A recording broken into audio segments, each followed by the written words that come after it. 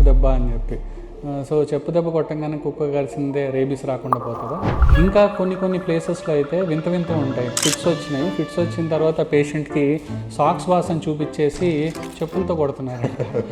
వచ్చేపాటి పాపం వాడికి ఫిట్స్ తగ్గిపోయి కానీ చెప్ప వాచిపోయింది అనమాట. కానీ ఈ ప్లేస్ నేను ఎక్కడో చూసినట్టు, అంటే ఈ ప్లేస్లో నేను ఎక్కడ వచ్చి ట్రావెల్ చేసినట్టు, ఆ ఇన్సిడెంట్ నాకు ఒక 1 year 2 years బ్యాక్ జరిగినట్టు. కార్టెక్స్ ఫ్రంటల్ లోబ్కి మెమరీ ట్రాన్స్ఫర్ జరుగుతూ ఉంటుంది. ఇప్పుడు ఈ ఏదైతే మెమరీ ట్రాన్స్ఫర్ జరుగుతున్నప్పుడు చిన్న గ్లిచెస్ వస్తూ ఉంటాయి. ఈ 90 minute సైకిల్లో sleep has got multiple phases. పడుకోవడానికి అలారం పెట్టుకోవాలి కానీ లెగడానికి ఎప్పుడు అలారం పెట్టుకోకూడదు. డ్రీమ్స్ అనేటివి కలరా, black and white? Airway block అవుతుంది అంటే నువ్వు స్లీప్లో నీకు బ్రెయిన్కి సరిపడా ఆక్సిజన్ వెళ్ళదు. మార్నింగ్ షూట్ ఉంది, 9కి లేపమ్మాట, 9కి వచ్చింది లేకి ఫస్ట్ అని చెప్పి ఆ గిన్నెలు ఇసరడము, నా మీద తట్టడం, నన్ను కొట్టడం. సో ఇక్కడ మదర్ని బ్లేమ్ చేయడం కాదు, నువ్వు నేను ఇందాక చెప్పినట్టు అలారం ముందు పెట్టుకొని తొందరగా సూర్యలాగా తొందరగా పడుకొని తొందరగా లేవాలి. ఇప్పుడు చాలా మంది కూడా చెప్తా ఉన్నారు ఏ అనేది ఫ్యూచర్ డాక్టర్స్ అక్కర్లేదు, ఏ మిషన్ వచ్చేసి సర్జరీ చేయగలదు. మెడికల్ ఫీల్డ్ లో ఎలాంటి ఇంపాక్ట్ క్రియేట్ చేస్తుంది ఏ అనేది? ఈ సమస్య ఉంది అని ఒక ఏ దగ్గరికి వెళ్ళి చెప్తే ఈ సమస్య ఉంది ఒక 1 week లో పోతావు అని చెప్పేస్తే అల్లు అర్జున్ చెప్తాడు కదా, అల్సర్ ఉన్నవాడిని భయం చంపేస్తుంది, క్యాన్సర్ ఉన్నవాడిని ధైర్యం బతికిస్తుంది. ఆశ క్యాన్సర్ ఉన్నవాడు కూడా బతికిస్తే, భయం అల్సర్ ఉన్నవాడు కూడా చంపేస్తాయి. Robots themselves will not perform the surgery.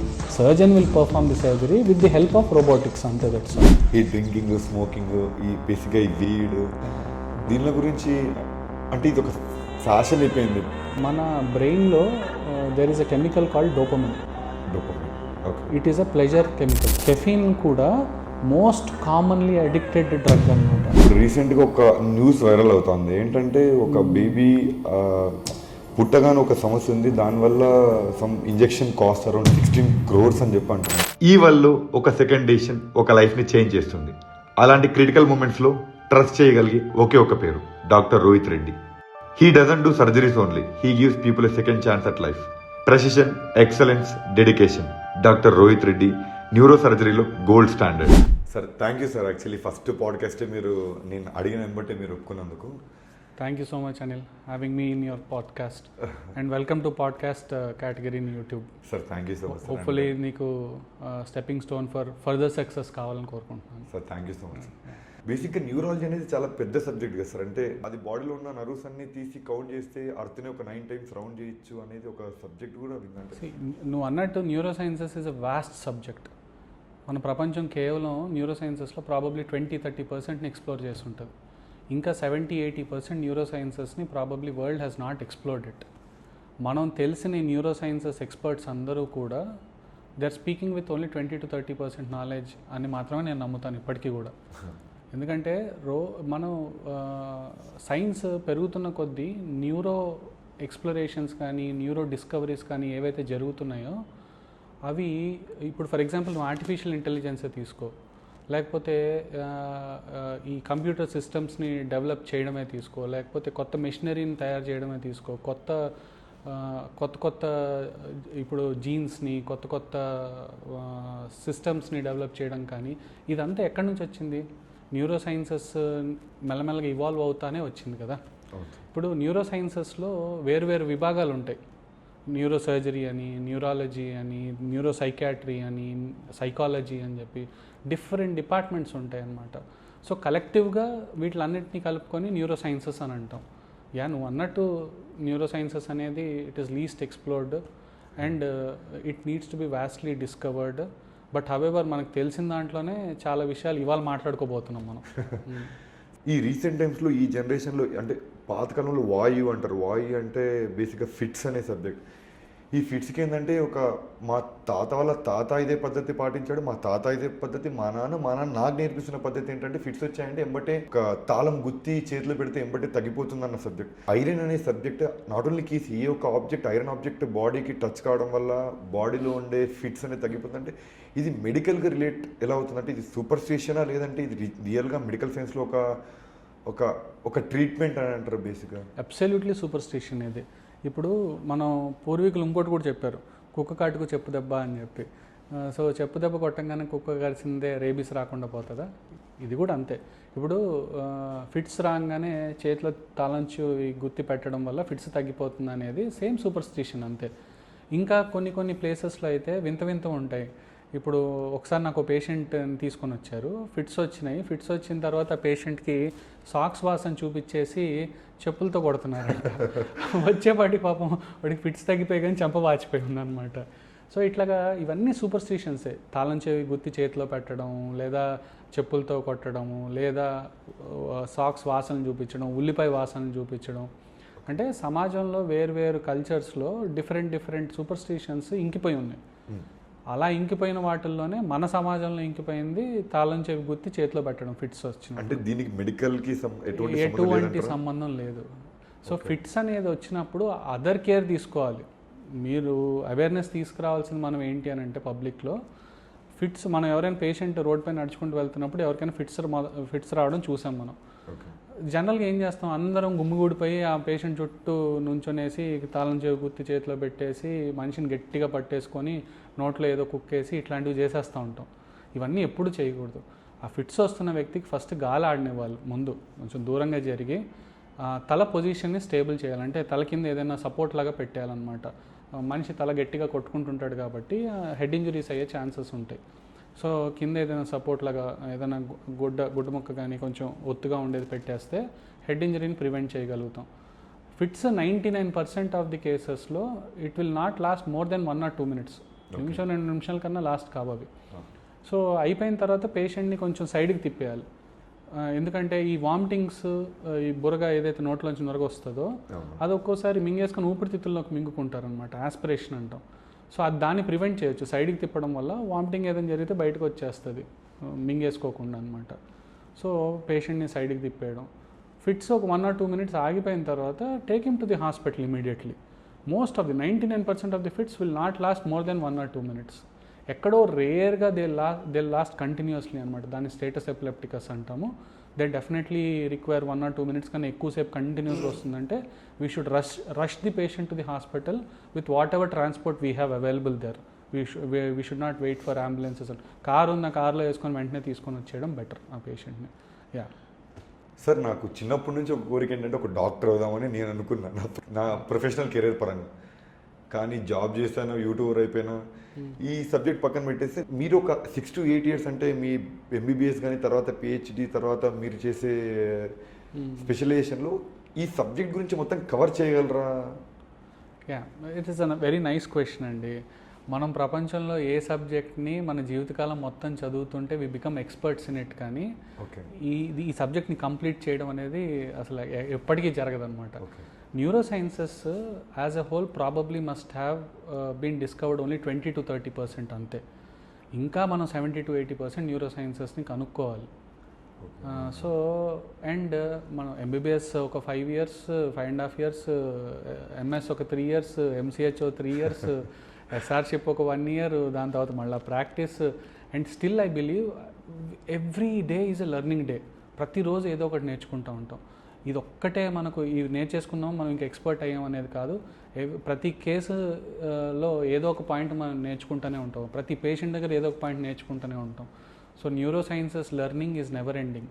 So neuro సైన్సెస్లో కేవలం న్యూరో సర్జరీ ఒక్కటే కాదు కదా ఉన్నది. Neuro surgery, neurology, neuro psychiatry, psychology, ఇలా చాలా బ్రాంచెస్ ఉన్నాయి న్యూరో సైన్సెస్లో. సార్, రీసెంట్గా మా ఫ్రెండ్కి ఒక యాక్సిడెంట్ జరిగింది. ఆయన ప్రాపర్ బాడీ గేర్ వేసుకున్నాడు, ఒక మంచి కాస్ట్లీ హెల్మెట్ వేసుకున్నాడు. కానీ డాక్టర్ చెప్పిన మాట ఏంటంటే ఆ హెల్మెట్ ఆయన ప్రాణం తీసింది అన్నట్టు. హెల్మెట్ అనేది ప్రాణం కాపాడడానికి, కానీ హెల్మెట్ ప్రాణం తీస్తుందా అనేది ఆ రోజు నేను విన్నా. సో ఏంటి అంటే ఆ హెల్మెట్ని రాంగ్ యాక్సిడెంట్ అయిన ఒక 5-10 minutesలో రాంగ్ మూమెంట్తో పుల్ చేయడం వల్ల ఆ మనిషి ప్రాణం పోయింది అన్నారు. హెల్మెట్ వేసుకోవడం వల్ల కొన్ని లక్షలాది ప్రాణాలు యాక్సిడెంట్లో సేవ్ అవుతూ ఉన్నాయి. Helmet is definitely to be taken care of. హెల్మెట్ని మనం తప్పనిసరిగా బైక్ డ్రైవ్ చేస్తున్నప్పుడు ధరించాల్సిందే. నువ్వు అన్నట్టు ఆ సింపుల్ పాయింట్ చెప్పావు చూడు, హెల్మెట్ని తీస్తున్నప్పుడు మనిషి ప్రాణం పోయింది అని చెప్తున్నావు చూడు. అలా ఎందుకు జరుగుతుందంటే ఈ యాక్సిడెంట్ జరిగినప్పుడు probably cervical spinal card injury కూడా జరిగి ఉంటుంది. ఈ సర్వైకల్ స్పైనల్ కార్డ్ ఇంజరీ జరిగినప్పుడు కొంతమంది తెలియక హెల్మెట్ని ఫోర్స్ఫుల్గా పుల్ చేసినప్పుడు ఫర్దర్గా స్పైనల్ కార్డ్ ఇంకా డ్యామేజ్ అవ్వడం వల్ల సడన్ స్పైనల్ షాక్లోకి వెళ్ళి పేషెంట్ కార్డియాక్ అరెస్ట్ వచ్చి మేబీ అక్కడికక్కడే కొలాప్స్ అయిపోయి చనిపోయి ఉండొచ్చు. సో హెల్మెట్ని తీసే విధానం కూడా ఫస్ట్ తీసే ముందు ఆ పడిపోయి ఉన్న స్థలంలో పేషెంట్ కాన్షియస్గా ఉన్నాడా, అన్కాన్షియస్గా ఉన్నాడా, చేతులు కాళ్ళు ఆడించగలుగుతున్నాడా, ఇవన్నీ ఫస్ట్ గమనించుకోవాలి. చేతులు కాళ్ళు ఆడించడం లేదు అంటే it is well understood that cervical spinal card injury జరిగింది. సో మనం మ్యానిపులేట్ చేసి హెల్మెట్ని తీస్తున్నప్పుడు సర్వైకల్ కార్డ్ ఇంకా డ్యామేజ్ అయ్యే ఛాన్సెస్ ఉంటాయని మనం అర్థం చేసుకోవాల్సి వస్తుంది. ఇది పబ్లిక్ అవేర్నెస్ తీసుకురావాలండి. ఇంకా దీనిపైన హెల్మెట్ పైన అవేర్నెస్ వచ్చింది, కానీ ఆ యాక్సిడెంట్ జరిగిన చోట మనకు ఏ ఇంజరీ జరగడం వల్ల ఏమేం పార్ట్స్ పనిచేయడం లేదా అని గుర్తించడం ఇంకా రాలేదు, పబ్లిక్ అవేర్నెస్ రాలేదు. It will take time and definitely social media awareness ఇప్పుడు ఎక్కువ అయిపోతూ ఉంది కాబట్టి డెఫినెట్గా ఈ అవేర్నెస్ మనం అట్లీస్ట్ ఈ పాయింట్ చెప్పినప్పుడన్నా అవేర్నెస్ వస్తుంది పబ్లిక్లో. దట్ యాక్సిడెంట్ జరిగినప్పుడు ఫస్ట్ చేతులు కాళ్ళు పని చేస్తున్నాయి లేదా హెల్మెట్ వేసుకున్న వ్యక్తికి పని చేయకపోతే ఇమ్మీడియట్గా హెల్మెట్ని మనం పుల్ చేయకూడదు. అట్లీస్ట్ పారామెడిక్స్, అంబులెన్స్ని పిలిచి paramedics will take care of it. వాళ్ళు షిఫ్ట్ చేసుకోవడం, వాళ్ళ ఎక్స్పర్టీస్ అక్కడ యూజ్ అవుతాయి అన్నమాట. మనం ఏమి టచ్ చేయకుండా ఉండడం బెటర్. ఆ టైంలో మనం ఓవర్ ఎంతూజియాస్టిక్గా వెళ్ళి ఆ హెల్మెట్ని పుల్ చేయడం వల్ల maybe patient must have lost his life. Helmet పెట్టుకోవడం ఒకటే కాకుండా హెల్మెట్ని ఎలా తీయాలనే బేసిక్ అవేర్నెస్ కూడా జనాలకు అవసరం అంటారు సార్ బేసిక్ ఈ సబ్జెక్ట్లో? డెఫినెట్గా అవసరం. హెల్మెట్ ఈ యాక్సిడెంట్ జరిగినప్పుడు కాళ్ళు చేతులు పని చేయట్లేదంటే స్పైన్ ఇంజరీ జరిగినట్టే కదా. ఇలాంటి కేసెస్ మీరు ఎప్పుడైనా అంటే I have seen such similar case in 21 year young boy. ఏదైతే యాక్సిడెంట్ జరిగిన తర్వాత హెల్మెట్ వేసుకున్నాడు పాపం. హెల్మెట్ వేసుకున్నాడు, అంతా ఎవ్రీథింగ్ ఈజ్ నార్మల్, అంతా ఎక్సలెంట్గా ఉంది. He has gone for his ride. కాకపోతే అన్ఫార్చునేట్లీ ఈ హెల్మెట్ వేసుకున్నా కూడా ఆ ఫోర్స్ఫుల్ ఇంపాక్ట్ వల్ల వెళ్ళి మెడ ఎక్కువ ఫ్లెక్షన్ అవ్వడం వల్ల సర్వైకల్ స్పైన్ ఫ్రాక్చర్ అయిపోయింది ఆ పేషెంట్కి. అయితే నువ్వు అన్నట్టు ఆ హెల్మెట్ తీయడం వల్ల పేషెంట్ ప్రాణాలు కోల్పోతే అక్కడే ఇన్సిడెంట్లో జరుగుతుంది, కానీ హాస్పిటల్ వరకు వచ్చే అవకాశాలు తక్కువ అన్నమాట. అప్పుడప్పుడు ఒక్కోసారి బ్రాడ్ డెత్ కేసెస్ వస్తూ ఉంటాయి. సో అట్లా కొన్ని చూసాం, కానీ నువ్వు చెప్పిన పాయింట్ ప్రకారం అయితే మాత్రం it is a first of its kind నేను వినడంలో. But maybe this could be the reason, ఈ సర్వైకల్ స్పైన్ ఇంజరీ జరిగి ఉంటుంది, అందుకని హెల్మెట్ తీసినప్పుడు పుల్ చేసినప్పుడు సడన్గా కొలాప్స్ అయిపోయారు. సార్ ఇంకో విషయం ఏంటంటే రీసెంట్ టైమ్స్లో ఈ షూట్స్కి వెళ్ళినప్పుడు కానీ డిఫరెంట్ లొకేషన్స్ తిరిగినప్పుడు నాకు అక్కడ అంటే ఆ ప్లేస్కి నేను విజిట్ చేసిందే ఫస్ట్ టైం, కానీ ఈ ప్లేస్ నేను ఎక్కడో చూసినట్టు, అంటే ఈ ప్లేస్లో నేను ఎక్కడ వచ్చి ట్రావెల్ చేసినట్టు, ఆ ఇన్సిడెంట్ నాకు ఒక 1 year 2 years బ్యాక్ జరిగినట్టు ఇలాంటివన్నీ అనిపిస్తుంది. కానీ సరే అనుకుంటారు, అంటే దీని గురించి నేను డాక్టర్ దగ్గరికి వెళ్ళి అడిగామంటే ఖచ్చితంగా కామెడీ అనుకుంటారు. సో మీరైతే ఇంటర్వ్యూలో నాకొకటి చాలా మందికి ఇలా జరుగుతుంది అన్నట్టు విన్నా. సో ఇది నిజంగానే జరుగుతుందా లేదంటే ఇదేమన్నా లేకుంటే పోయిన జన్మలో ఏదైనా జరిగిన ఇన్సిడెంట్ ఇప్పుడు నేను గుర్తు చేసుకుంటున్నాను గుర్తురాట్లేదు? దీన్ని డిజావు అంటాం. డిజావు అంటే ఏంటి అని అంటే మనకేదో ఒక ఇన్సిడెంట్ని లివ్ త్రూ చేస్తున్నప్పుడు ఇది ఎక్కడో మనకు జరిగిందే అనే ఒక ఫీలింగ్ వస్తుంది చూడు, దాన్ని డీజావు అంటాం అనమాట. ఇలా చాలామందికి జరుగుతుంది, ఈవెన్ నాకు కూడా జరుగుతూ ఉంటుంది. ఇది ఎందుకు జరుగుతుంది అని అంటే మన మెమరీ ట్రాన్స్ఫర్ జరుగుతూ ఉంటుంది బ్రెయిన్లో. హిప్పోకాంపస్ అనే ఒక చిన్న పార్ట్ నుంచి నియోకార్టెక్స్ ఫ్రాంటల్ లోబ్కి మెమరీ ట్రాన్స్ఫర్ జరుగుతూ ఉంటుంది. ముఖ్యంగా జరిగినప్పుడు ఈ ఏదైతే మెమరీ ట్రాన్స్ఫర్ జరుగుతున్నప్పుడు చిన్న గ్లిచెస్ వస్తూ ఉంటాయి, రాంగ్ సిగ్నల్స్ ప్రొడ్యూస్ అవుతూ ఉంటాయి. ఆ గ్లిచెస్ వల్ల వచ్చే ఈ సెన్సేషనే డీజావు అని అంటాం అనమాట. So it is a common phenomenon, most of us will experience it. Sir మిమ్మల్ని క్వశ్చన్ అడుగుతున్నాను, కామెడీ అనుకోకండి. సో నిద్రపోవడానికి ఏదైనా చిట్కా ఉందా అంటే బేసిక్గా ఇప్పుడు మేము షూట్స్లో ఉంటాం, లేట్ నైట్ షూట్స్ ఉంటాయి, మీరు సర్జరీస్లో ఉంటారు, అంటే స్లీప్ సైకిల్ ఇంపాక్ట్ అవుతుంది. అంటే ఇప్పుడు మనం ఒకరోజు 3కి పడుకుంటాం, కుదురు ఏంటంటే నిద్ర నైట్ ఎంతసేపు పడుకున్నా నిద్ర రాదు. అది మార్నింగ్ ఎటువంటి యాక్టివిటీ చేయలేదు అనుకోండి నైట్ నిద్ర రాదు. ఏదైనా యాక్టివిటీ చేస్తే ఎంబడే పడుకునేస్తాం. అంటే ఇది మైండ్ కంటే బ్రెయిన్కి తెలిసిపోతుంది, అంటే ఈరోజు అలసిపోయినావు, నీ బాడీ అంతా అలసిపోయింది, పడుకోవాలన్నట్టు. ఇది తొందరగా పడుకోవడానికి ఏదైనా మీరు చిట్కా ఇచ్చినా చాలా యూస్. ఓవరాల్గా ఏంటంటే స్లీప్ సైన్సెస్ అనేది ఒక పెద్ద సబ్జెక్ట్. ఓకే. సో అసలు బేసిక్ అండర్స్టాండింగ్ ఆఫ్ స్లీప్ మనకు ఇంపార్టెంట్ అనమాట. మనకు స్లీప్ ఏంటంటే ఓవరాల్గా 90 minutes సైకిల్లో మల్టిపుల్ సైకిల్స్ వస్తూ ఉంటాయి అన్నమాట. సో ఈ 90 minutes సైకిల్లో sleep has got multiple faces. అందులో 2 ఇంపార్టెంట్ ఫేసెస్ ఉంటాయి, NREM sleep and REM sleep. REM అంటే ర్యాపిడ్ ఐ మూమెంట్, N అంటే non. Non rapid eye movement sleep and rapid eye movement sleep. ఈ నాన్ ర్యాపిడ్ ఐ మూమెంట్ స్లీప్లో మళ్ళీ 3 phases ఉంటాయి. So first phase ఏంటంటే light స్లీప్లో ఉంటాం, ఇంకా నిద్రలోకి జారుకుంటూ ఉంటాం.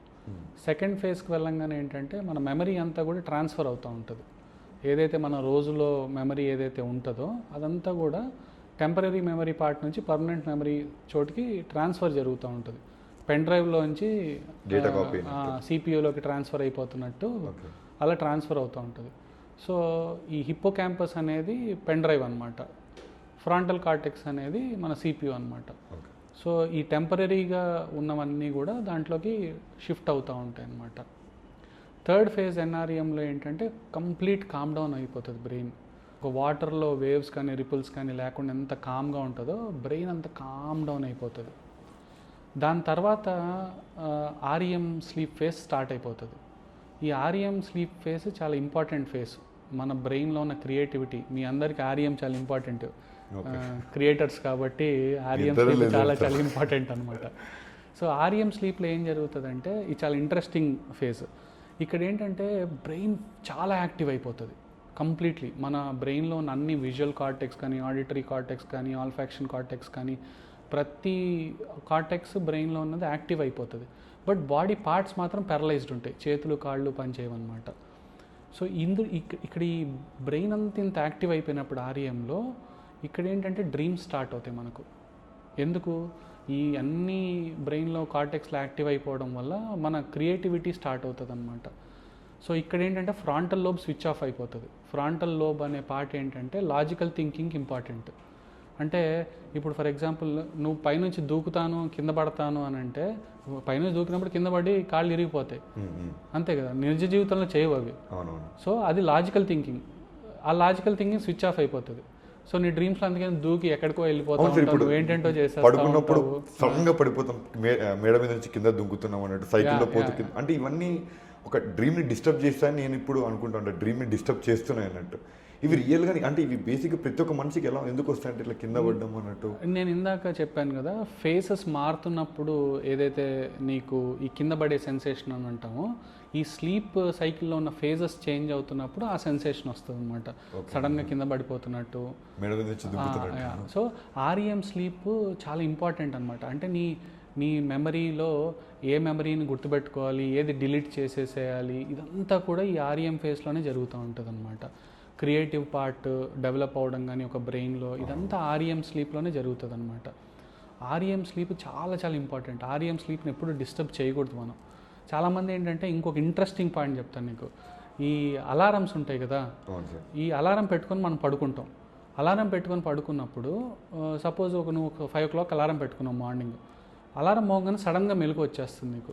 నువ్వు సపోజ్ ఆర్ఈఎం స్లీప్లో ఉన్నావు అనుకో, ఆర్ఈఎం ఫేస్లో ఉన్నావు అనుకో, డెఫినెట్గా నీకు ఆ creative part of the sleep disturb అయిపోయినట్టే కదా, డిస్టర్బ్ అయిపోయినట్టే. సో ఈ అలారం అనేది ఎప్పుడూ కూడా it is very very bad for your sleep. Alarm నేను ఇంకా దీన్ని రివర్స్లో మనం పెట్టుకోవచ్చు. అలారం రివర్స్గా యూస్ చేయాలంటాను నేను. ఎలా అంటే మనం పడుకోవడానికి అలారం పెట్టుకోవాలి. అంటే సపోజ్ 10 o'clock పడుకోవాలి, నైట్ 8 o'clock అలారం పెట్టుకో. ఇంకో 2 hours నువ్వు పడుకొనేసేయాలి. ఫోన్లు గిన్నెలు అన్నీ స్విచ్ ఆఫ్ చేసేసి లైట్ని దూరంగా పెట్టి, లేకపోతే టీవీ లైట్ దూరంగా పెట్టి 2 hours పడుకోవాలి అని చెప్పి నీకు పడుకోవడానికి అలారం పెట్టుకోవాలి, కానీ లెగడానికి ఎప్పుడు అలారం పెట్టుకోకూడదు. సో అలారంని మనం తప్పుగా వాడుతున్నాం ఇన్ని సంవత్సరాలు, దాన్ని మార్చుకోవాలి.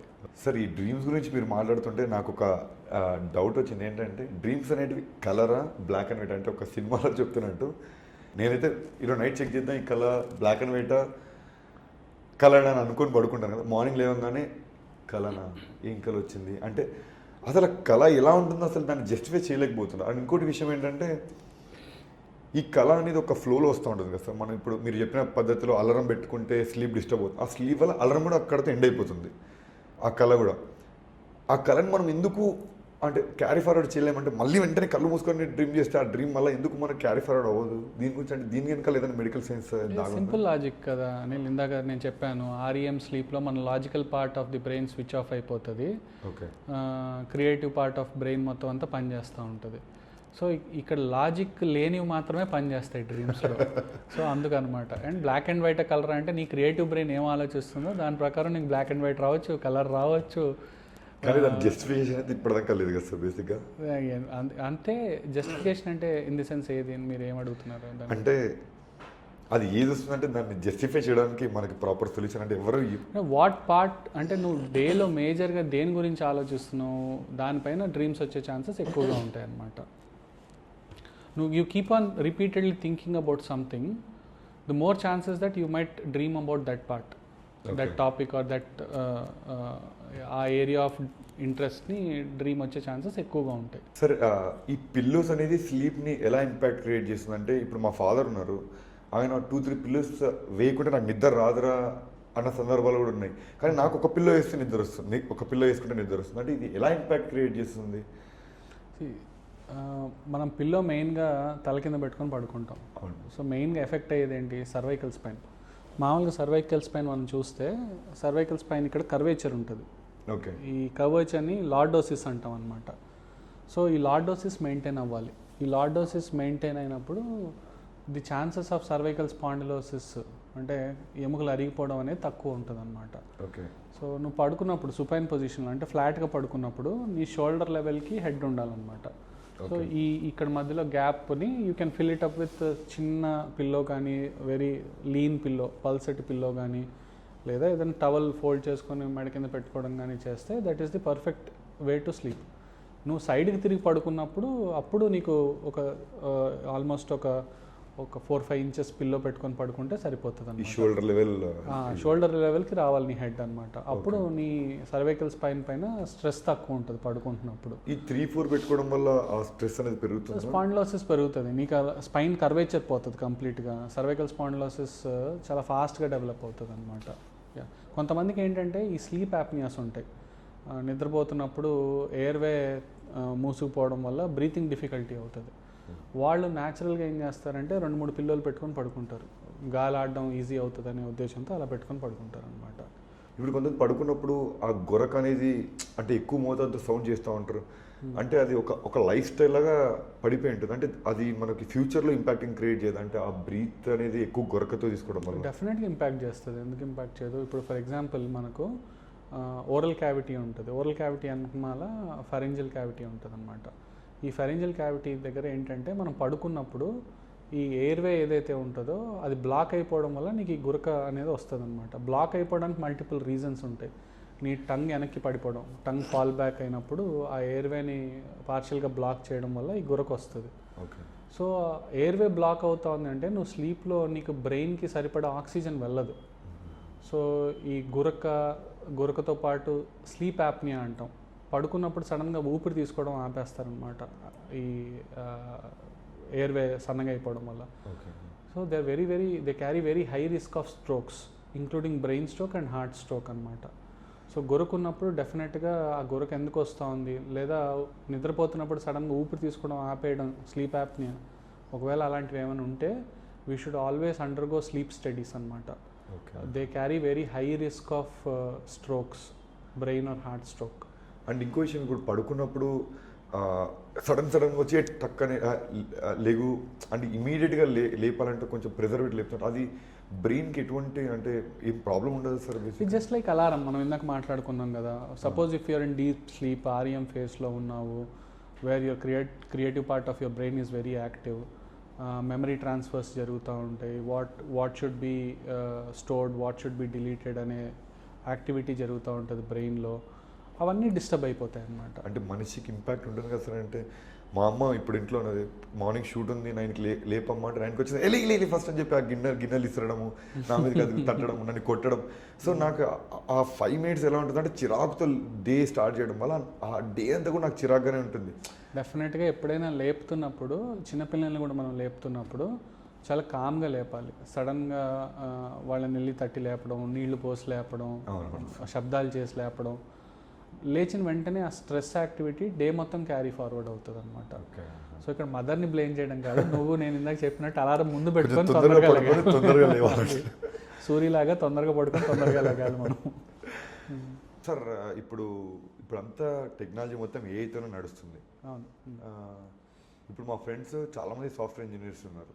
సో వాళ్ళు ప్రతిరోజు కొత్త సబ్జెక్ట్ని ప్రిపేర్ అవుతూ అరే జాబ్స్ అనేవి పోతూ ఉన్నాయి, కొంచెం లేటెస్ట్ టెక్నాలజీ నేర్చుకోవాలి అది ఇది అంటారు. అండ్ ఇంకోటి ఏంటంటే ఈ జనరేషన్లో మేము చదువుకునే టైంకి కరెక్ట్ బాగా చదువుకుందాం అనుకునే టైంకి కరోనా వచ్చింది.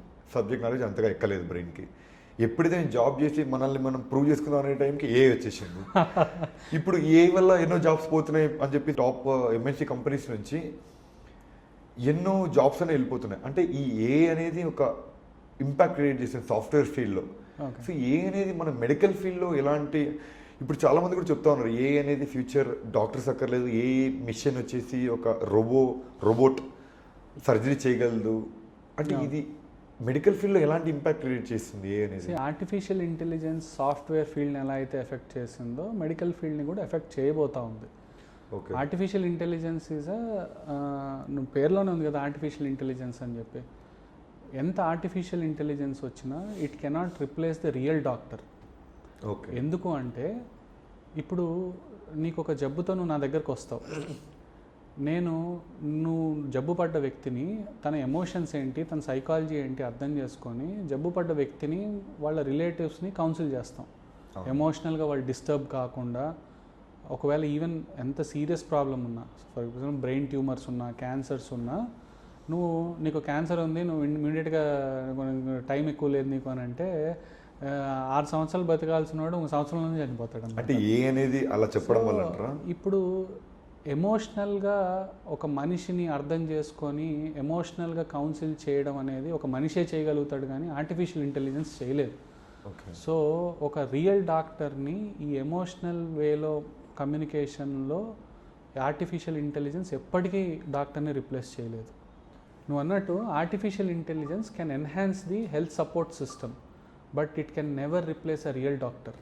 ఎందుకంటే సింపుల్ రీజన్, సపోజ్ నువ్వు ఏదైనా నాతో ప్రాబ్లంతో వస్తావు, I can understand your emotions. ఆ ప్రాబ్లం పెద్దదైనా కూడా, ఆ డిసీజ్ పెద్దదైనా కూడా, నేను నీతో ఎలా కమ్యూనికేట్ చేసి నీ మైండ్ డిస్టర్బ్ కాకుండా ఎంత జాగ్రత్తగా చెప్పాలో ఆ ఎమోషన్స్ని అర్థం చేసుకొని ఒక రియల్ డాక్టర్ చెప్పగలుగుతాడు. కానీ దీన్ని ఆర్టిఫిషియల్ ఇంటెలిజెన్స్ ఏ రోజుకి కూడా రిప్లేస్ చేయలేదు. సో అందుకోసం రియల్ డాక్టర్స్ ఆర్ నెసెసరీ. డాక్టర్స్ని ఆర్టిఫిషియల్ ఇంటెలిజెన్స్ రిప్లేస్ చేసేస్తుందంటే నేను నమ్మను అది. సో డాక్టర్స్ జనాలకు అవసరం, ఇప్పుడు అవసరం, ఫ్యూచర్లో కూడా అవసరం అవుతారు డాక్టర్స్. అంటే ఇప్పుడు ఒక పేషెంట్ దగ్గరకు వచ్చి ఈ సమస్య ఉంది అని ఒక ఏ దగ్గరికి వెళ్ళి చెప్తే, ఈ సమస్య ఉంది ఒక 1 వీక్లో పోతావు అని చెప్పేస్తే డెఫినెట్లీ ఆయన ఇప్పుడు ఫర్ ఎగ్జాంపుల్ చిన్న లైపోమా ఉంది. లైపోమా అంటే కొవ్వు కణితి. మన చేతి పైన చిన్న కణితి ఉందనుకో, ఈ కణితిని ఫోటో తీసేసి మనం ఏ చాట్ జీపీటీలోనో దేంట్లోనో ఆర్టిఫిషియల్ ఇంటెలిజెన్స్ యాప్లోనో పెడతాం. ఓకే. ఆ స్వెల్లింగ్ చూస్తుంది, స్వెల్లింగ్ చూసి ఇట్ క్యాన్ డిస్క్రైబ్ ఎనీథింగ్ అనమాట. అంటే డిఫరెన్షియల్ డయాగ్నోసిస్లో లైపోమా ఉండొచ్చు, ట్యూమర్ ఉండొచ్చు, క్యాన్సర్ ఉండొచ్చు, ఒక మల్టిపుల్ పాయింట్స్ ఇస్తుంది నీకు. ఓకే. సో ధైర్యంగా ఉన్నవాడు అనుకో, సరే ఇది లైపోమా అయి ఉండొచ్చులే, డాక్టర్ దగ్గర పోదాం, తీపిచ్చేసుకుంటే అయిపోతుంది అని అనుకుంటాడు. ధైర్యం లేనివాడు అనుకో, అది క్యాన్సర్ అనే పదం చదవంగానే సగం వాడు మోరల్గా అక్కడే కుప్పకూలిపోతాడు అనమాట. సో డెఫినెట్గా artificial intelligence is good, and also artificial intelligence has got its own disadvantages అనమాట. అంటే ఇప్పుడు మనిషి ధైర్యం బట్టి కూడా లైఫ్ స్పాన్ అనేది డిపెండ్ అయి ఉంటుందా సార్ బేసిక్గా? మనం అది సరైనోడు సినిమాలోన అల్లు అర్జున్ చెప్తాడు కదా, అల్సర్ ఉన్నోడిని భయం చంపేస్తుంది, క్యాన్సర్ ఉన్నోడిని ధైర్యం బతికిస్తుంది అని. సో అది డెఫినెట్లీ ఇట్ ఈస్ ట్రూ. అంటే దాని వెనకాల చాలా సైన్స్ ఉంది. నువ్వు భయపడతా ఉన్నప్పుడు నీలో రిలీజ్ అయ్యే adrenaline hormone is a stressful hormone. అది డెఫినెట్గా నీ లైఫ్ని చాలా ఇంపాక్ట్ చేస్తుంది, అట్లీస్ట్ ఉన్న డిసీజ్ స్టేట్లో. నువ్వు హ్యాపీగా ఉన్నప్పుడు, ధైర్యంగా ఉన్నప్పుడు రిలీజ్ అయ్యే ఎండార్ఫిన్స్ ఏవైతే ఉన్నాయో, they are natural healing hormones అనమాట. నీ లైఫ్ స్పాన్, డిసీజ్ స్పాన్ తగ్గించడం, లైఫ్ స్పాన్ పెంచడం డెఫినెట్గా హార్మోనల్ చేంజెస్ వల్ల జరుగుతుంది అనమాట. అంటే ఏ మిషన్, ఈ రోబోట్ ఒక ఏ ఫ్యూచర్కి వచ్చినా సర్జరీస్ కూడా చేయగలుగుతుంది అంటారా? సో నువ్వు అడిగినట్టు రోబోటిక్ సర్జరీ అంటే రోబోట్ సర్జరీ చేయవు, డాక్టరే సర్జరీ చేస్తాడు. రోబోట్స్ విల్ అసిస్ట్ హిమ్ అనమాట. సపోజ్ ఒక 80 years old డాక్టర్ ఉన్నాడు, సబ్జెక్ట్ చాలా బాగుంటుంది, ఎనటామికల్ నాలెడ్జ్ చాలా బాగుంటుంది, is a very good surgeon. But age రిలేటెడ్గా సపోజ్ తనకి హ్యాండ్స్లో ట్రెమర్స్ రావడం స్టార్ట్ అయిపోయినాయి, he cannot perform the surgery. అక్కడ robots will play major role అనమాట. రోబోటిక్ కన్సోల్లో తను ఫింగర్స్ పెట్టి తను సర్జరీ చేయడం స్టార్ట్ చేస్తాడనమాట. సో ఈ కన్సోల్ ఈ రోబోట్ ఏం చేస్తుందంటే హ్యాండ్లో ఉన్న ట్రెమర్స్ని మైనస్ చేసేస్తుంది, డిలీట్ చేసేస్తుంది ఆ ట్రెమర్స్ని. సో ఆ ఫైన్ మూమెంట్స్ రోబోటిక్ ఆర్మ్స్ లోపల సర్జరీలో యూజ్ అవుతాయి అన్నమాట. నెక్స్ట్ థింగ్ ఏంటంటే dexterity. Suppose robotic arms, surgeon hands for example ఈ మూమెంట్ రాదు, రోబోటిక్ ఆర్మ్స్కి ఈ మూమెంట్ యాడ్ అవుతుంది. సో అలా డెక్స్టరిటీ ఇంప్రూవ్ అవుతుంది రోబోటిక్ సర్జరీస్ వల్ల. అంతేగాని robots themselves will not perform the surgery, surgeon will perform the surgery with the help of robotics, అంతే, దట్స్ ఆల్. ఈ ఏ అనేది మన ఫ్యూచర్లో రావడం వల్ల కాస్టింగ్ కానీ మెడికల్ ఫీల్డ్లో ఈ ప్రైజెస్ ఆఫ్ సర్జరీ కాస్ట్ తగ్గడం ఇలాంటివి ఏమైనా జరగచ్చా? Health sector is going towards, it is just like any other sector. Inflation పెరుగుతూ ఉంది కదా అనిల్. Okay okay. ఇప్పుడు ఫర్ ఎగ్జాంపుల్ ఉప్పులు పప్పులు ఇన్ఫ్లేషన్తో పెరుగుతూ ఉన్నాయి. హెల్త్ సెక్టర్ కూడా అలాగే ఇన్ఫ్లేషన్ వల్ల పెరిగిపోతూ ఉంది prices. But still if you compare western countries, America కానీ ఇలాంటి కంట్రీస్ని చూస్తే మన India is far lesser price. ఇప్పుడు ఒక CT scan in America might cost you somewhere $8,000, $5,000 ఎంత పడుతుంది. యూ క్యాల్కులేట్ $8,000 ఇంటూ ఇట్, మన దగ్గర 2,500, 3,000 రూపాయలకి అవుతా ఉంది. So per se the price compared to western countries, ఇండియాలో it is less health sector. But మన దగ్గర ఉన్న పావర్టీకి, మన దగ్గర ఉన్న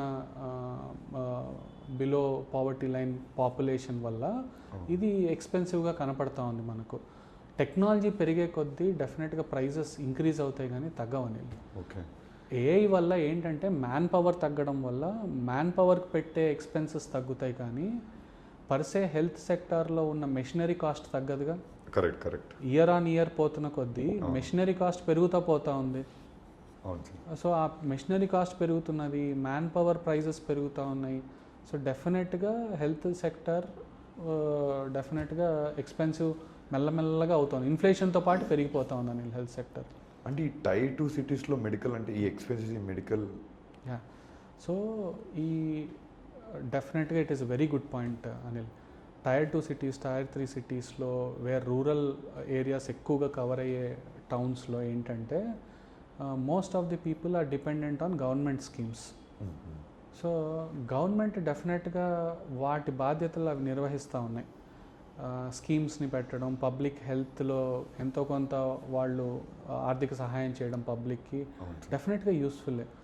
కానీ అనిల్, ఈ హెల్త్ అనేది మన బాధ్యత అనిల్, గవర్నమెంట్ బాధ్యత కాదు. మన ఆరోగ్యం మన బాధ్యత, అంతే, అవునా కదా? ఒక ఎదిగిన కొడుకు ఇంట్లో డబ్బులు అడగడం మానేస్తాడు కదా, తన సంపాదన తను చూసుకుంటాడు. ఒక ఎదిగిన మనిషి తన కుటుంబం బాధ్యత తను తీసుకుంటాడు కానీ పక్కనోడి పైన డిపెండ్ కాడు కదా. హెల్త్ కూడా అంతే, మన బాధ్యత మంది. ఒక బండికి నువ్వు ఇన్సూరెన్స్ తీసుకుంటున్నావు, నీ హెల్త్కి నువ్వు ఇన్సూరెన్స్ తీసుకోలేవా? Insurances are very very inexpensive completely. మనం అర్థం చేసుకుంటే నువ్వు నెలకి 750 రూపాయలు అనిల్, నెలకి 750 రూపాయలు పెట్టుకుంటే హెల్త్ ఇన్సూరెన్స్ పైన నువ్వు ఎవరిని దేహి అని అడగాల్సిన అవసరం లేదు. కరెక్ట్. నువ్వు మంచి మంచి కార్పొరేట్ హాస్పిటల్స్లో పోయి వైద్యం చేయించుకోవచ్చు. పెద్ద పెద్ద హాస్పిటల్స్, మంచి మంచి డాక్టర్స్ దగ్గర పోయి డబ్బు ఆరోగ్యాన్ని డబ్బు కోసం ఆరోగ్యం కోసం వెనకాడాల్సిన అవసరం లేదు. Correct correct. అవును, చిన్న 750 రూపీస్ a month. ఈ ఇన్సూరెన్సెస్ పైన అవేర్నెస్ పబ్లిక్ ఎంతైనా తీసుకురావాల్సిన అవసరం ఉంది. సిటీస్లో వచ్చేసింది అనిల్, బట్ రూరల్ ఏరియాస్లో ఇంకా రాలేదు. ఎక్కడైతే Tier 2, Tier 3 సిటీస్ అంటున్నారో అక్కడ రూరల్ పాపులేషన్ ఎక్కువ ఉంటుంది. సో వీళ్ళలో అవేర్నెస్ తీసుకురావడం ఈజ్ వెరీ వెరీ ఇంపార్టెంట్. మీలాంటి క్రియేటర్స్ దాంట్లో ఎంతైనా రోల్ ప్లే చేయాలి, బాధ్యత తీసుకోవాల్సి వస్తుంది. So so expensive. ఇప్పుడు ఫర్ ఎగ్జాంపుల్ అనిల్, నువ్వు ఈ ఏదైనా యాక్సిడెంట్ జరిగింది నీకు, సడన్గా నీకు ఒక 5-10 లక్షలు కావాలంటే ఆ కుటుంబం రోడ్డుపైకి వచ్చేసినట్టేగా. అవునవును, కరెక్ట్. అదే ఇన్సూరెన్స్ ఉంటే నీ దగ్గర నువ్వు దేనికి భయపడాలి? నువ్వు దేనికి భయపడాల్సిన అవసరం లేదు కదా. ఈ పర్టికులర్ యాక్ట్ అంటే నీకు ఈ జబ్బు ఇందులో కవర్ అవ్వదు. ఇన్సూరెన్సెస్ మన ఇండియాలో at least they are covering maximum diseases అని, మానవాళికి తెలిసిన మ్యాక్సిమం డిసీజెస్ని కవర్ చేస్తూ ఉన్నాయి ఇన్సూరెన్సెస్. అంటే బేసిక్గా ఇన్సూరెన్స్ ప్రతి ఒక్క ఫ్యామిలీ, ప్రతి ఒక్క పర్సన్ తీసుకోవడం 100% బెటర్ అని మీరు అంటారు. నువ్వు బండికి ఇన్సూరెన్స్ ఉందా నీకు? ఉంది సార్. లేకపోతే పోలీసులు అరెస్ట్ చేస్తారు కదా నిన్ను, అవునవును. బండిని సీజ్ సో చేస్తారు. ఇలాగ అంటే హెల్త్కి కూడా ఇన్సూరెన్స్ ఉండాలి. నీ బండికే ఉన్నప్పుడు నీ హెల్త్కి ఉండదా? ఖచ్చితంగా సార్. ఉండాలి. అంటే మీరు ఈ హెల్త్ ఇన్సూరెన్స్ లేకుండా పోలీసులు పట్టుకుపోతారని ఒక సబ్జెక్ట్ని లాంచ్ చేసి డెఫినెట్లీ అందరు తీసుకుంటారేమో నేను అనుకుంటున్నాను. రావాలనుకుంటున్నాను అంటే గవర్నమెంట్స్ పాపం చేస్తున్నాయి, but there are limited resources with everybody. It is not unlimited కదా. పాపులేషన్ పెరుగుతున్న కొద్దీ లిమిటెడ్ రిసోర్సెసే కదా. అవును సార్. మన ఆరోగ్యం మన బాధ్యత అనిల్, వేరే వాడి బాధ్యత కాదు. Correct sir. సార్ అండ్ మీకు ఇంకొకటి కంగ్రాచులేట్ చేద్దాం అనుకుంటున్నా. ఫేస్బుక్లో ఒక పోస్ట్ చేశాను సార్, రీసెంట్గా స్క్రోల్ చేస్తుంటే వచ్చింది. ఒక 6 months ఓల్డ్ బేబీకి మీరు బ్రెయిన్ సర్జరీ చేశారని చెప్పిన తర్వాత మరి 3 years అయ్యాక బేబీ వచ్చి మీ దగ్గర ఇంటరాక్ట్ అయినప్పుడు మీరు హ్యాపీనెస్ని షేర్ చేసుకున్నారు. అంటే మీకు అది అంటే అంత చిన్న బేబీని మీరు సర్జరీ చేసేటప్పుడు మీకు ఎంత ఛాలెంజింగ్ అనిపించింది? అనిల్, ఇంతకుముందు early part of my career చిన్నపిల్లల్లో సర్జరీ చేసినప్పుడు ప్రౌడ్గా ఫీల్ అయ్యేవాళ్ళం. ఓకే. చాలా బాగా గొప్ప పని చేశాము అని చెప్పి. సో అలాంటి ఒక ఎక్స్పీరియన్సే ఇదన్నమాట. ఏంటంటే ఒక 5 month old చైల్డ్లో ఫ్రాంటల్ లోబ్లో బ్రెయిన్ యాబ్సెస్ ఉండింది. So the child has come in a very bad state. చాలా డ్రౌజీగా ఉండినాడు అండ్ వెరీ పువర్ క్రై ఉండింది. సో ఇమీడియట్గా the parents have accepted the risk. So we could go head and do the surgery precisely. అయితే తర్వాత వాళ్ళు ఫాలోఅప్లో లేరు. They are from a very remote rural place. తర్వాత ఫాలోఅప్లో లేరు అనమాట. సడన్గా ఒక వన్ ఫైన్ డే ఒక మదరు ఫాదరు చైల్డ్ నడుచుకుంటూ వచ్చారు. నేను ఇన్ఫ్యాక్ట్ గుర్తుపట్టలేదు. వాళ్ళ ఫేసెస్లో ఫుల్ స్మైల్ ఉందన్నమాట. మేబీ ప్రాబబ్లీ ఎక్కడ చూసుంటాను అని చెప్పి అనుకొని, బాగున్నారమ్మా, ఎవరమ్మా మీరు అంటే, సార్ గుర్తుపట్టారా సార్ అని అన్నారు. సారీ అమ్మా, లేదమ్మా గుర్తుపట్టలేదు నేను అంటే, సార్ ఈ బాబుకి మీరు సర్జరీ చేశారు సార్, ఇట్లా చిన్నప్పుడు ఇక్కడ ఇదైంది, ఇలా బ్రెయిన్ సర్జరీ చేశారంటే అప్పుడు then I got to know. Okay ఆ ఫొటోస్ అన్నీ నా ఫోన్లో స్టోర్ చేసుకొని ఉన్నాను. Because it is one of the prestigious surgery అని చెప్పి ఫోన్లో స్టోర్ చేసుకొని ఉన్నాం. సో ఇమ్మీడియట్గా వాళ్ళకి చూపించాను, ఈ ఫొటోస్ నా దగ్గర ఇంకా ఉన్నాయంటే వాళ్ళు కూడా దే ఫెల్ట్ వెరీ హ్యాపీ అనమాట. మీ దగ్గర ఇంకా ఫొటోస్ ఉన్నాయి సార్, మావి అందరివి ఫొటోస్ ఉన్నాయి కదా సార్, దే ఫెల్ట్ హ్యాపీ అనమాట. ఇప్పుడు ఎలా అయిపోయిందంటే Anil, number of paediatric surgeries చేయడం వల్ల మెల్లమెల్లగా అయిపోయింది. అబ్బా పిల్లల్లో ఇలాంటి ప్రాబ్లమ్స్ ఎందుకు వస్తున్నాయి అబ్బా అనే ఒక ఎమోషనల్ ఇది డెవలప్ అయిపోయింది అనమాట. ఒకప్పుడు విక్టోరియస్గా ఫీల్ అయ్యేవాళ్ళం, ఇప్పుడు నంబర్ ఆఫ్ కేసెస్ చూసేపాటికి పిల్లల్ని అబ్బా చిన్నపిల్లలకి ఇవన్నీ వస్తూ ఉన్నాయా అని అనక. సార్ ఇంకో విషయం, ఇప్పుడు మైండ్ సెట్ అనేది, అంటే ఒక పర్సన్ ఎక్స్పైర్ అయ్యాడు, ఆ మైండ్ సెట్ నుంచి బయట రావడానికి మినిమం ఒక 1 week అయినా పడుతుంది మా మైండ్ సెట్ ప్రకారం. అంటే మీ డాక్టర్స్ ఎలా అడాప్ట్ చేసుకుంటారు బేసిక్గా neuro surgeons? Anil, as a neuro surgeon మనం చదువుకుంటున్నప్పటి నుంచి, పోస్ట్ గ్రాడ్యుయేషన్ చేస్తున్నప్పటి నుంచి న్యూరో సర్జరీలో దాదాపుగా హయ్యెస్ట్ మోర్టాలిటీ ఉంటుంది న్యూరోసర్జికల్ కేసెస్లో, హెడ్ ఇంజరీ కేసెస్లో మెయిన్గా. సో ఆ పేషెంట్ ఫ్యామిలీని కౌన్సిల్ చేసే విధానం, సర్జరీకి సపోజ్ హెడ్ ఇంజరీ అయింది, బ్రెయిన్ సర్జరీ చేయాలి, వీ కెనాట్ అష్యూర్ దెమ్. వాళ్ళని అష్యూరిటీ ఇవ్వలేం, సర్జరీ చేస్తే తను సర్వైవ్ అవుతాడని అష్యూరిటీ ఇవ్వలేం. బట్ ఏదో విధంగా వాళ్ళని కన్విన్స్ చేసి, ఏదో విధంగా వాళ్ళని, ఎందుకంటే చేయకపోతే he will definitely not survive. చేయకపోతే he is not going to survive at all. కొన్ని bad head injuries. So we have to convince them. So వాళ్ళ ఎమోషనల్ స్టేటస్ అర్థం చేసుకొని మనం వాళ్ళని కన్విన్స్ చేసి, పేషెంట్ సర్వైవల్ ఛాన్సెస్ తక్కువ ఉన్నప్పటికీ కూడా, చేయకపోతే 100% మోర్టాలిటీ కదండి, చేస్తే ఎంతో కొంత ఛాన్సెస్ ఉన్నాయి, we have to take chances అని కన్విన్స్ చేసి ముందుకెళ్ళడం అనేది ఆ పీజీ టైం నుంచి అలవాటు అయిపోతుంది ఒక న్యూరో సర్జన్కి. సో నంబర్ ఆఫ్ ఫ్యామిలీస్ని వీటిపైన కౌన్సిల్ చేయడం వల్ల ఎక్స్పీరియన్స్ గెయిన్ అవుతున్న కొద్దీ you can handle it very easily. అంటే మైండ్ సెట్ అడాప్ట్ చేసేసుకున్నారంటారు ఇప్పటికీ? అంతే. ఆ ఫ్యామిలీ అలా ఆ స్టేట్లో వచ్చినప్పుడు వాళ్ళ మైండ్ సెట్ అట్లా ఉంటుంది అనేది మాకు బాగా తెలుస్తుంది అనమాట. As a neuro surgeon will get to know there status. Practice మొదలుపెట్టినప్పుడు మన mind set towards the patient treatment డిఫరెంట్గా ఉంటుంది. యాజ్ అవర్ ఏజ్ గ్రోస్, మెల్లగా పెరుగుతున్న కొద్దీ నంబర్ ఆఫ్ పేషెంట్స్ని ఆపరేట్ చేయడం, నంబర్ ఆఫ్ పేషెంట్ ఫ్యామిలీస్తో మాట్లాడడం తర్వాత మైండ్ సెట్ కంప్లీట్గా చేంజ్ అయిపోతుంది అనిల్. ఓకే. సర్జరీ చేసినప్పుడు స్టార్టింగ్లో పేషెంట్ సర్వైవ్ అయిన తర్వాత విక్టోరియస్గా అనిపిస్తుంది. కొన్నిసార్లు ఏంటంటే ఏదైనా ఊర్లోకి వెళ్ళినప్పుడు, ఎక్కడైనా ఫంక్షన్స్కి వెళ్ళినప్పుడు చాలామంది పేషెంట్స్ వాళ్ళు రికగ్నైజ్ చేసి వచ్చి పలకరించడము, సార్ మా ఇంటికి రండి సార్, కాఫీకి రండి సార్, టీకి రండి సార్ అని ఆ ఊరికి వెళ్తే వాళ్ళు ఇంటికి తీసుకొని వెళ్ళి కాఫీ టీలు ఇవ్వడం, ఆ రెస్పెక్ట్ ఇచ్చే విధానం చూస్తే డెఫినెట్లీ ఈ job as a neuro surgeon కానీ యాజ్ అ డాక్టర్ కానీ ఇట్ బ్రింగ్స్ మోర్ రెస్పాన్సిబిలిటీ. పబ్లిక్ని లవ్ చేయాలి, ఇంకా బెటర్ సర్వీసెస్ ఇవ్వాలి, how to improvise our skills, ఇంకా మన హెల్త్ సెక్టార్లో ఇంకేం చేంజెస్ తీసుకొని వస్తే మోర్టాలిటీ, డెత్ రేట్ ఇంకా ఎలా తగ్గించగలుగుతాం.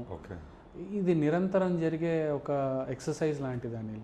సార్, మీరు 10 years ఆఫ్ మెడికల్ ఫీల్డ్లో మీరు చేసిన ఛాలెంజింగ్ సర్జరీ అంటే జనాలకు అవేర్నెస్ దీని గురించే కావాలి అన్నట్టు మీరు ఏదైనా చెప్పగలరా? ఛాలెంజింగ్ కేసెస్ న్యూరో సర్జరీలో చాలా జరుగుతూ ఉంటాయి అనిల్. ఎందుకంటే neuro surgery is a surgery where it involves most of life and death situations. So రీసెంట్గా we have operated on a 21-year-old boy. Okay. So ఆ అబ్బాయి ఏంటంటే ఇంజరీ జరగడం వల్ల సర్వైకల్ స్పైనల్ కార్డ్ కంప్లీట్గా ట్రాన్సాక్షన్ వచ్చేసింది. బోన్ కంప్లీట్ ఫ్రాక్చర్ అయ్యి dislocate అయిపోయింది. సర్వైకల్ స్పైన్ డిస్లొకేట్ అయిపోవడం వల్ల తను 2 కాళ్ళు 2 చేతులు పూర్తిగా చచ్చిపడిపోయినాయి. అరౌండ్ 11 o'clock నైట్ ఎప్పుడో వచ్చారు. వాళ్ళు ఏం చేశారంటే ఆ పేషెంట్ని ఇమీడియట్గా they did not have confidence here అనంతపూర్లో. ఇమీడియట్గా they shifted him to Bengaluru. Multiple hospitals తిరిగారు బెంగళూరులో. Nobody accepted doing surgery because it is sure short mortality. డెఫినెట్గా సర్వైవ్ అయ్యే ఛాన్సెస్ లేవని nobody operated on a 21-year-old boy. Okay. So they ultimately came back, మళ్ళీ అనంతపూర్కి వచ్చేసారు. అనంతపూర్కి వచ్చిన తర్వాత we have explain the pros and cons. చెప్పాం is not going to survive అండి, సర్జరీ చేసినా అంత పెద్ద ఉపయోగం ఉండకపోవచ్చు, మీరు ఆలోచించుకొని అన్నిటికీ ప్రిపేర్ అయితేనే వీ విల్ గో హెడ్ అని చెప్పంటే the parents were very keen. వదిలేలేం కదా సార్, చిన్న కుర్రాడు, ఏదైతే అదైంది, గో హెడ్ అని అన్నారు. So we have done the surgery అయిన తర్వాత the boy was there with us for 21 days. Complete grade 4 dislocation ఉండిందనమాట. సో బోత్ యాంటీరియర్ నుంచి పోస్టీరియర్ నుంచి చేసాము. At the same part of time head injury ఉండింది అబ్బాయికి. సేమ్ సిట్టింగ్లో డిప్రెస్డ్ ఫ్రాక్చర్ని ఎలివేట్ చేసేసాం. So we thought we will lose that patient, whatever the outcome is will go head అనే ముందుకు వెళ్ళాం. Miraculously the boy has survived. The boy has survived, his upper limbs power has improved. We were అంటే మనం ఇన్ని రోజులు తీసుకున్న decision అన్నీ తప్ప, అంటే చేయకుండా వదిలేసిన కేసులన్నీ నిజంగా తప్పు చేసామా? అంటే మిగతా హాస్పిటల్స్ అన్నీ చేయలేమని పంపించిందంటే వాళ్ళు చేయలేకపోయారా లేదంటే? లేదు, అంటే అలాంటి కేసెస్లో డెత్ రేట్ చాలా ఎక్కువ, మోర్టాలిటీ చాలా ఎక్కువ అనమాట. So the parents should accept and digest it. Patient family should accept and digest it and go ahead. Whatever the outcomes are, please go ahead and doctor chepte. Doctor can try his level best to treat the patient and cure him anamata. Okay. But ee case has changed our mindsets completely anamata.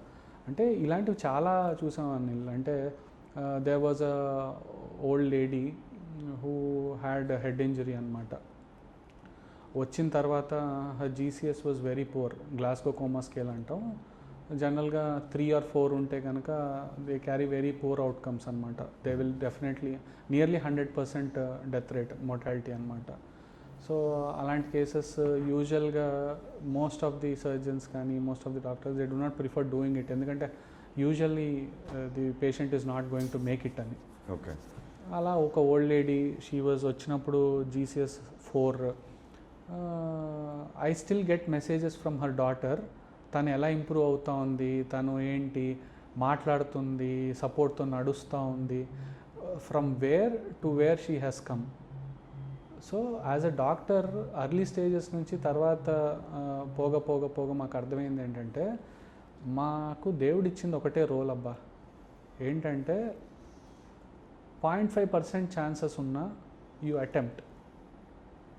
Survive అవుతాడా లేదా అనేది దేవుడు చూసుకుంటాడు. అవును. God will decide, Yes. Fate will decide, doctor cannot decide. Doctor has to give his best efforts, that's all. అది sir ఇంకో విషయం, ఇప్పుడు ఈ డ్రింకింగ్, స్మోకింగ్, ఈ బేసిక్గా ఈ వీడ్, దీనిల గురించి అంటే ఇది ఒక ఫ్యాషన్ అయిపోయింది.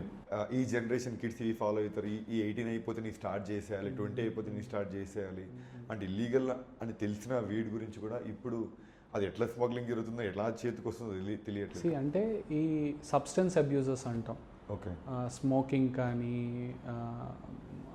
marijuana తీసుకోవడం కానీ, అంటే గంజాయి తీసుకోవడం కానీ, ఆల్కహాల్ కానీ, కొకైన్ కానీ, ఇవన్నీ ఏంటంటే they are all substance abuses. మన బ్రెయిన్లో there is a chemical called dopamine. Okay. It is a pleasure chemical. అంటే నువ్వు ఏదైనా మంచి పని చేసావని నీకు అనిపిస్తే ఇమీడియట్గా డోపమిన్ రిలీజ్ అవుతుంది. ఆ dopamine is a reward chemical అనమాట. నువ్వు ఏదో విక్టరీ సాధించావు అని చెప్పి నీ బ్రెయిన్కి తెలుస్తుంది అనమాట. So brain basically likes that dopamine అనమాట. సో నువ్వు సపోజ్ ఎక్సర్సైజ్ చేసినప్పుడు కూడా సిమిలర్ డోపమిన్ రష్ ఉంటుంది. నువ్వు ఆ ఎక్సర్సైజ్ చేసినప్పుడు లేదా పడుకొని నిద్ర లేచిన తర్వాత నీకు డోపమిన్ ఏదైతే హై లెవెల్లో ఉంటుందో అది లాంగ్ లాస్టింగ్ ఉంటుంది, ఎక్కువసేపు ఉంటుంది. ఫర్ ఎగ్జాంపుల్ సబ్స్టెన్స్ అబ్యూస్ వల్ల, ఆల్కహాల్ కానీ, స్మోకింగ్ కానీ, వీడ్ కానీ, వీటి వల్ల ఏంటంటే డోపమిన్ సర్జ్ ఏదైతే వస్తుందో that is very short lasting, తక్కువసేపే ఉంటుంది. సో ఈవెన్చువల్గా వాట్ స్టార్ట్స్ విత్ నువ్వు అన్నట్టు పియర్ ప్రెషర్ కానీ, ప్లెజర్ కానీ, ఫ్యాషన్ కానీ, దీంతో మొదలుపెట్టింది మెల్లమెల్లగా అడిక్షన్లోకి మారిపోద్ది. ఎందుకు? ఒక్కసారి నువ్వు తీసుకోవడం స్టార్ట్ చేసిన తర్వాత బ్రెయిన్లో డోపమిన్ రిలీజ్ అవుతుంది. రిలీజ్ అయినప్పుడు అది వెరీ షార్ట్ లాస్టింగ్ ఉంటుంది. నువ్వు ఫస్ట్ టైం చేసినప్పుడు డోపమిన్ డిప్లీట్ అయ్యే టైమ్ పోగా తగ్గిపోతుంది. తగ్గిపోయినప్పుడు ఏమైపోతుంది అంటే నువ్వు మాటికి ఆ డోపమిన్ని కోరుకుంటూ ఉంటావు. So your addiction is for dopamine. నువ్వు ఆ డోపమిన్ అనే కెమికల్కి అలవాటు పడిపోయి ఉన్నావు. దానికోసం people start abusing that drug. So దానిపైన డిపెండెన్సీ వచ్చేస్తుంది. ఆ డిపెండెన్సీ రావడం వల్ల ఈ బ్రెయిన్లో ఉన్న పాత్వేస్ అన్నీ కూడా, రివార్డ్ పాత్వేస్ అన్నీ కూడా డిస్టర్బ్ అయిపోయి దానివల్ల లైఫ్ స్టైల్ మారిపోయి నంబర్ ఆఫ్ కాంప్లికేషన్స్ డెవలప్ అవుతాయి తర్వాత.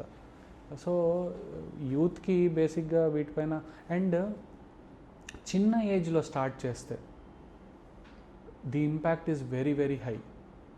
ఎందుకంటే ఆ టైంలో నీకు డెవలప్ అవుతున్న న్యూరోనల్ నెట్వర్క్స్ కానీ, న్యూరోప్లాస్టిసిటీ కానీ కంప్లీట్గా డిస్టర్బ్ అయిపోతుంది. ఓకే. సో దానికోసం we should be very careful in guiding the generations. సరే, నైట్ పడుకునేటప్పుడు అంటే మాకు అలవాటు అయిపోయిందంటే షూట్ లేట్ నైట్స్ జరిగింది, ఓకే పడుకుందాం అనే టైంకి కొంచెం స్ట్రెస్ తగ్గడానికి ఒక కాఫీ అంటే రిలీఫ్ అవుతుంది బాడీ అని నైట్ టైమ్స్ కెఫెయిన్ తీసుకుంటూ ఉంటాం సార్ బాడీలో ఎక్కువ. దీనివల్ల ఏమైనా స్లీప్ సైకిల్ చాలా ఇంట్రెస్టింగ్ టాపిక్ లాగా ఉంది అనిల్. ఏంటంటే కెఫీన్, నువ్వు అన్నట్టు కాఫీలో కెఫీన్ ఉంటుంది. Caffeine is a CNS stimulant అనమాట. ఓకే. సో ఏంటంటే మన బ్రెయిన్లో గ్లూటమేట్ అనే కెమికల్ రిలీజ్ అవుతూ ఉంటుంది. సో గ్లూటమేట్ అనే కెమికల్ రిలీజ్ అవుతూ ఉంటుంది. అది న్యూరో ట్రాన్స్మిటర్ అనమాట. ఒక న్యూరాన్ నుంచి ఒక న్యూరాన్కి ఒక కెమికల్ సిగ్నల్స్ ట్రాన్స్మిట్ చేసుకుంటూ ఉంటాయి. అందులో బై ప్రోడక్ట్ రిలీజ్ అయ్యేదే గ్లూటమేట్ అనమాట. ఈ గ్లూటమేట్ ఎక్కువైపోయే కొద్దీ brain will get exhausted. So brain has to find its own way to clear of this glutamate. So ఈ నువ్వు పడుకుంటున్నప్పుడు ఏమవుతుందంటే there is something called glymphatic tissue. Glymphatic tissue అని.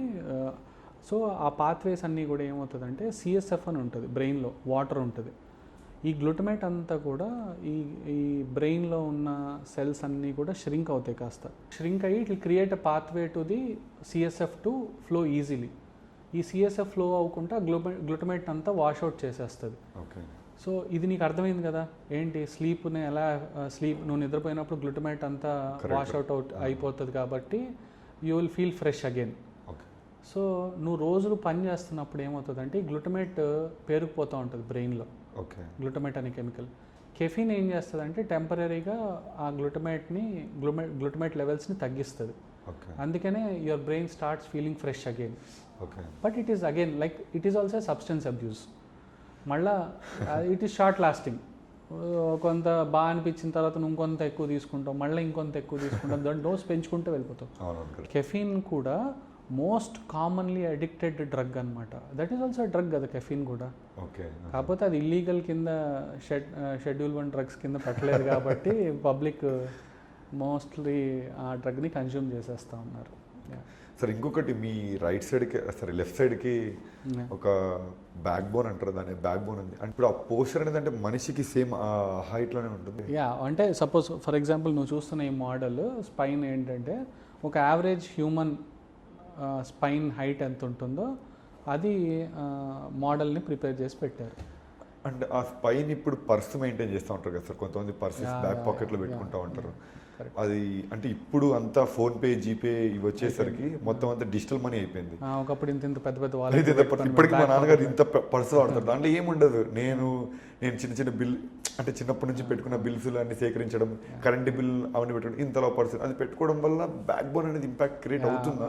డెఫినెట్గా impact అవుతుంది. In fact you have to keep your wallet in the front pocket, side పాకెట్లో పెట్టుకోవడం better.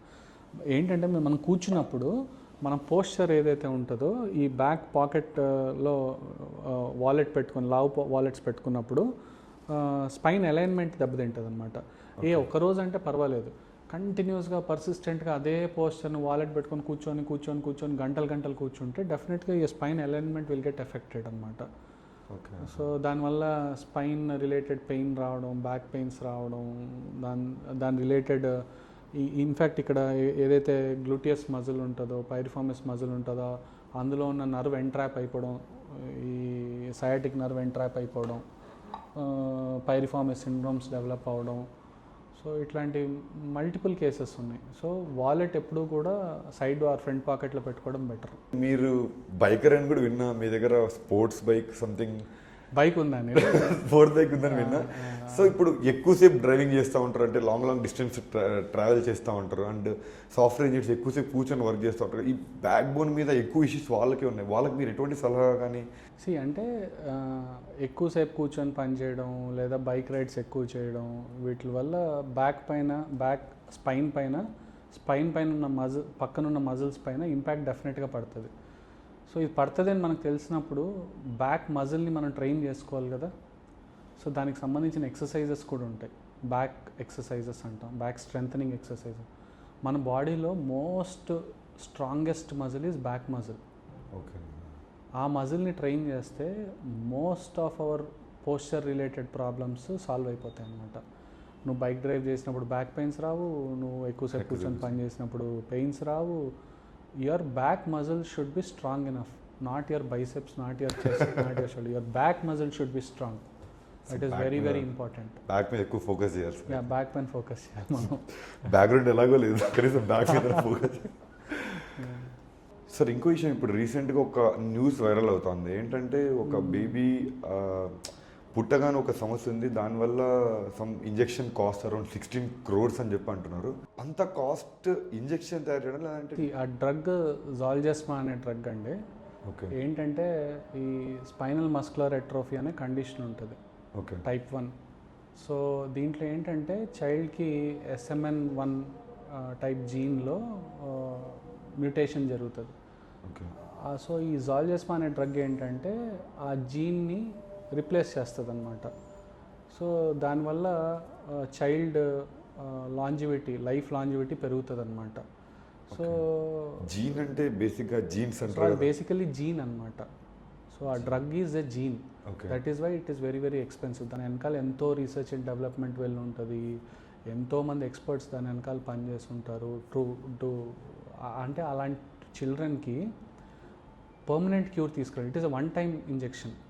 Permanent cure తీసుకురావడానికి ఇచ్చే ఇంజెక్షన్ కాబట్టి దాని వెనకాల ఎన్నో ఎక్స్పర్ట్ బ్రెయిన్స్ పనిచేసి ఉంటాయి, రీసెర్చ్ అండ్ డెవలప్మెంట్ జరిగి ఉంటుంది, ఎంతో బయోటెక్నాలజీ దాంట్లోకి వెళ్ళి ఉంటుంది.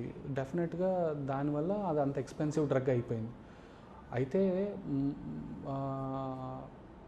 But still there are companies like Novartis company ఉంది, global managed access program GMAP కింద it is giving it for free in some countries like India. మన ఇండియాలో కొన్ని సెలెక్టివ్ పేషెంట్స్కి ఒక paediatric neurologist below 2 years old చైల్డ్ని సెలెక్ట్ చేసుకొని if you can push that child to know what కొన్ని ట్రస్ట్స్కి కానీ ఆర్గనైజేషన్స్ కానీ పుష్ చేయగలిగితే కనుక వాళ్ళు కుదిరితే కనుక even they are giving it for free అనమాట.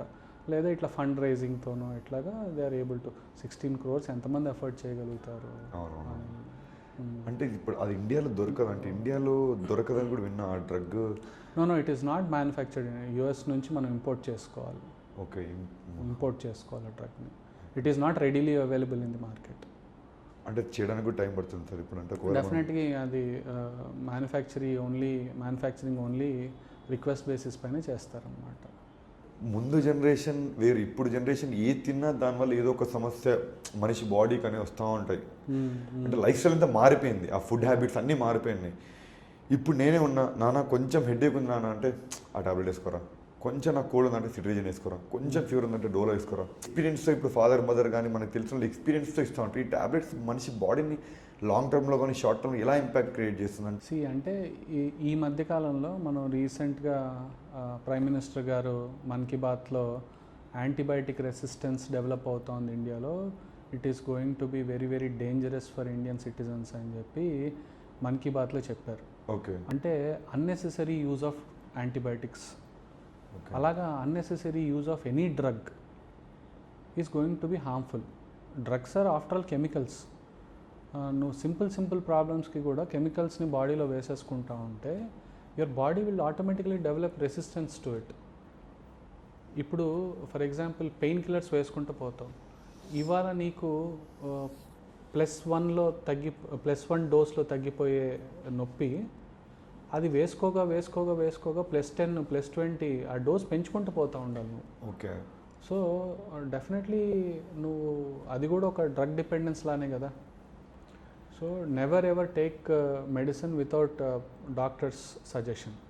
Okay, even it's like Dolo 650 or anything. ఏదైనా ఏ డ్రగ్ అయినా కూడా డాక్టర్ సజెషన్ లేకుండా తీసుకోవడం అనేది ఇట్ ఈస్ నాట్ అడ్వైజబుల్.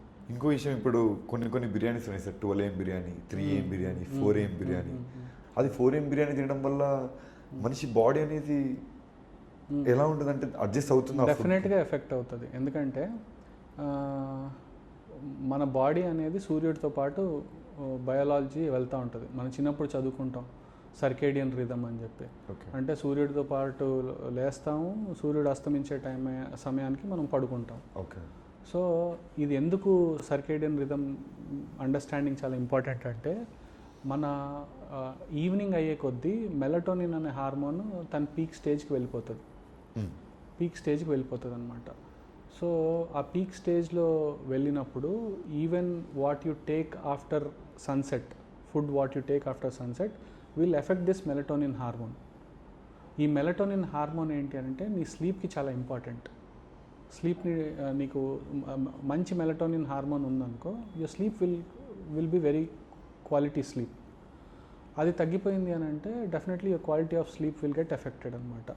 నువ్వు 4 ఏ టైంలో అయితే మెలటోనిన్ పీక్స్లో ఉంటుందో, 3 4 ఆ టైంలో నువ్వు లేచి ఫుడ్ వేస్తూ ఉంటే మెలటోనిన్ హార్మోన్ ఓకే ఇది పొద్దునైంది అనుకుంటా అని చెప్పి బాడీ మెలటోనిన్ హార్మోన్ రిలీజ్ చేయడం ఆపేస్తుంది, తగ్గించేసుకుంటుంది. ఓకే వీడు తింటున్నాడంటే, వీడు యాక్టివ్గా ఉన్నాడంటే ఇది డే టైము నైట్ టైం కాదనుకొని body will stop releasing that hormone. Definitely your sleep cycle will get affected కదా. సో స్ట్రెస్, ఆ స్లీప్ తగ్గిపోవడం వల్ల స్ట్రెస్ పెరిగిపోతుంది, స్ట్రెస్ పెరగడం వల్ల యాంగ్జైటీ పెరుగుతుంది. It is all chain linked, ఒకదాని తర్వాత ఒకటి అలా లింక్ అయిపోయి ఎవ్రీథింగ్ విల్ గెట్ ఎఫెక్టెడ్ అనమాట. So it is better always to finish off your dinner by 6:30 7 o'clock in the night. అవును, చాలా దగ్గర విన్నా sir. You should finish it of by 6:30 7 o'clock in the night. మళ్ళీ morning 7 o'clock 8 o'clock you can have your breakfast. So లేచిన ఒక 1 hour తర్వాత you should have something అనమాట. So that way you will also have some 12 to 14 hours intermediate fasting time. So నీ wait మెయింటెనెన్స్కి కానీ నీ sleep క్వాలిటీకి కానీ అన్నీ యూజ్ అవుతాయి, హెల్ప్ అవుతుంది. Sir thank you so much sir. ఇది నా ఫస్ట్ పాడ్కాస్ట్ అని చెప్పగానే మీరు వెంటనే ఒప్పుకున్నందుకు, ఇలాంటి ఒక ఫస్ట్ స్ట్రాంగెస్ట్ పాడ్కాస్ట్ నా ఛానల్లో పడుతున్నందుకు I'm very happy sir, and thank you so much. Thank you so much Anil, thank you for having me as your guest. in your first podcast, and this is my first podcast also. Thank you. Thank you so much. Thank you, Anil. Thank you sir. Thank you.